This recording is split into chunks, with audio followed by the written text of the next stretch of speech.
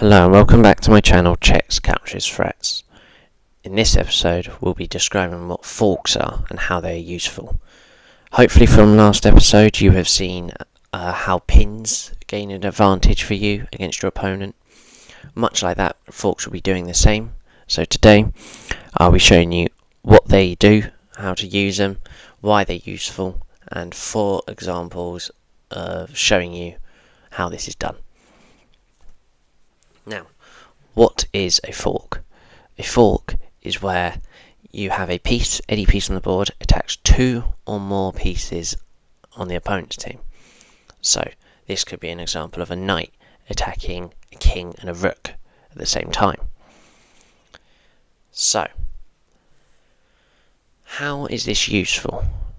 This is useful a lot like pins, where we saw in the last episode how you get an advantage, obviously using lower point pieces to attack higher point pieces. So for example, in the pins we saw a bishop attacking a rook. Now in this it'll be a lot like the same, so there'll be many similarities between the two.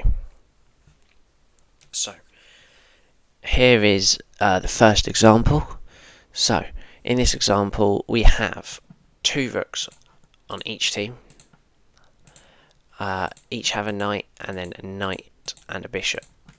All the same there. Now they do have the same amount of pawns as well, so everything is equal on the teams.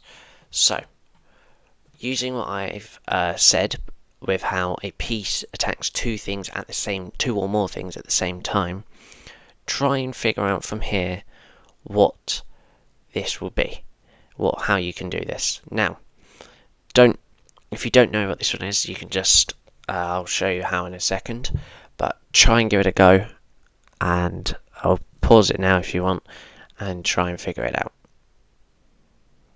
Okay, so if you found the fork of knight to c7, this is a fork. Now, the reason this is a fork is because it is attacking the king, that's one piece, and the rook, another piece. So it's doing this at the same time on both of these, and we can see that this gives a check, for example, for this one. So this would have to move out the way, and then you can obviously win their rook. So obviously this is shown to be useful because you're winning a piece against them. Always handy for this. Now here is another example. So it doesn't always have to be knights that you have to use. There is other pieces as well. Like I've said, you can use practically any piece.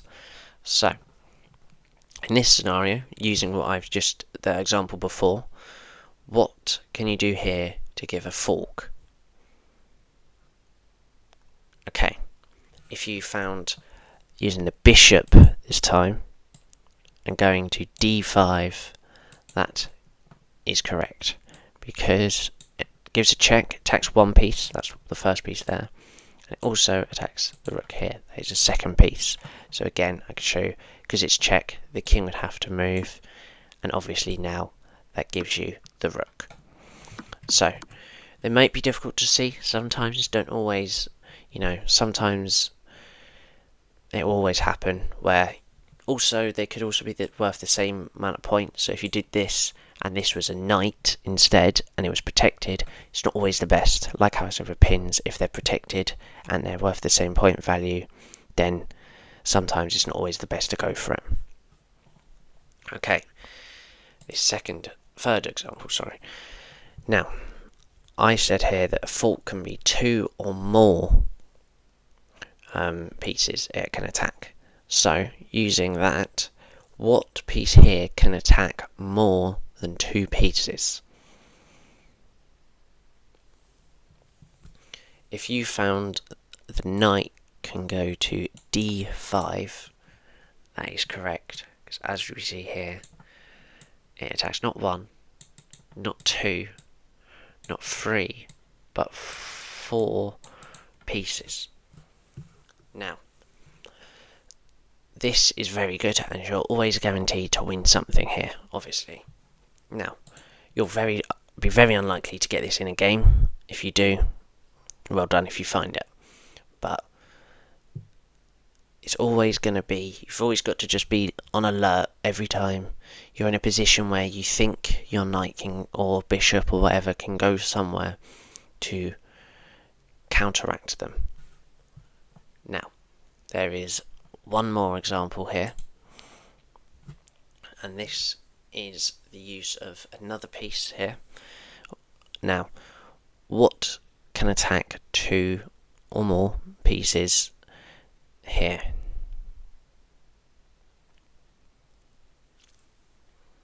If you found the move pawn to e5, that is correct.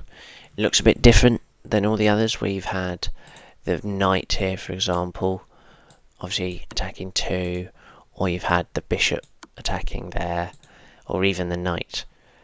Now this, obviously remembering how pawn attacks, just shows how it attacks 2 pieces here, and obviously you would be up. Now, like I said earlier, you've got to make sure that the exchanges are worth it.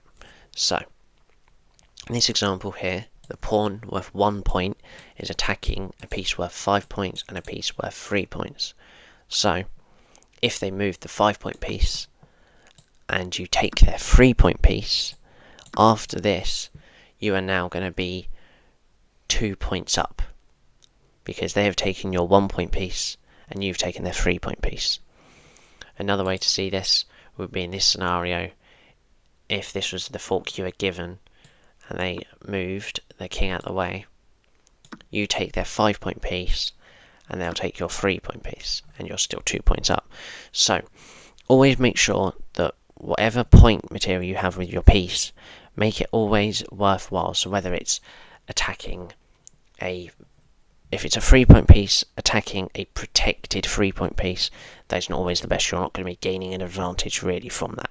Whereas if you're having a 3-point piece or a 1-point piece or whatever, and you attack a piece higher, that's always good. You're always going to be gaining, whether it's a pawn, giving forks to a bishop and a knight, or even if the queen gives a fork, because the pieces might not be protected.